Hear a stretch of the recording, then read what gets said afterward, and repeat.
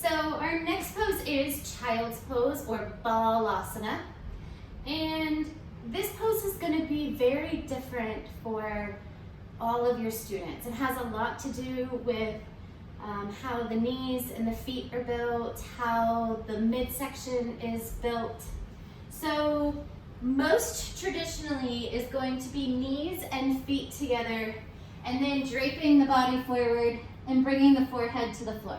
So you guys will notice my forehead does not reach the floor in this position. When I was 40 pounds lighter, I had no problem. So my sort of restriction here is the fact that if I try to get my forehead to the floor, my physical body is going to stop me from doing that. There's too much compression. And so be mindful of that when you're teaching your students that can be one of their restrictions. So in this case, you have the option to bring a block to the mat. So even on that lowest setting isn't going to work. So medium block for me, arms extended. You just want to make sure that your students are in a place where they can really release. This is a calming, neutralizing position built for releasing the low back. It also can help with anxiety or insomnia. It can help relieve menstrual cramps. It's just a really great way to sort of gather yourself, look inwards, and kind of take yourself down a notch. So if you're really targeting the low back, you probably want to keep with the knees together, but just keep in mind you may have to offer your students a block or even multiple blocks or a blanket, something to prop their forehead if they have body in the way or low back restrictions that prevent them from folding very deeply. You have another option, which is to bring the knees out wide, toes together, and then allow the forehead to come down to the floor. So this is where I typically go in a child's pose.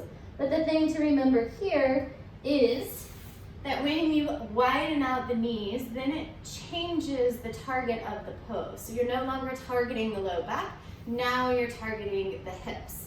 So if you're coming here just for it to be a neutralizing pose, it doesn't really matter if the legs are together or wide. But if you're targeting the low back, it's best to see if you can offer adjustments or different variations so that you can keep the knees together so that we can keep targeting the low back. If you're teaching it as part of a hip open series, then I would recommend teaching everyone to bring the knees wide, toes together, and forehead to the floor.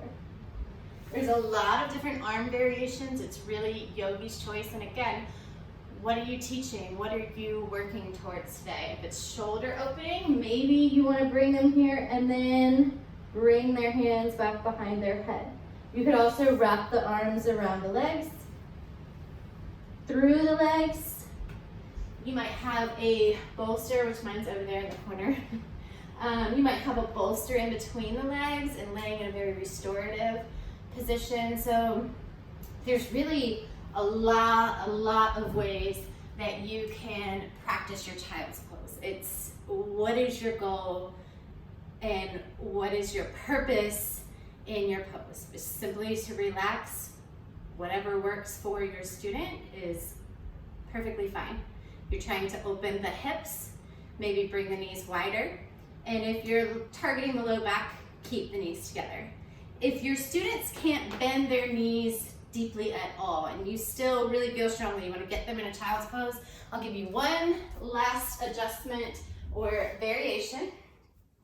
So you can take the bolster and they can come down so that the bolster comes right into the hip crease and lay across it here. Legs together or wide, whatever works for them.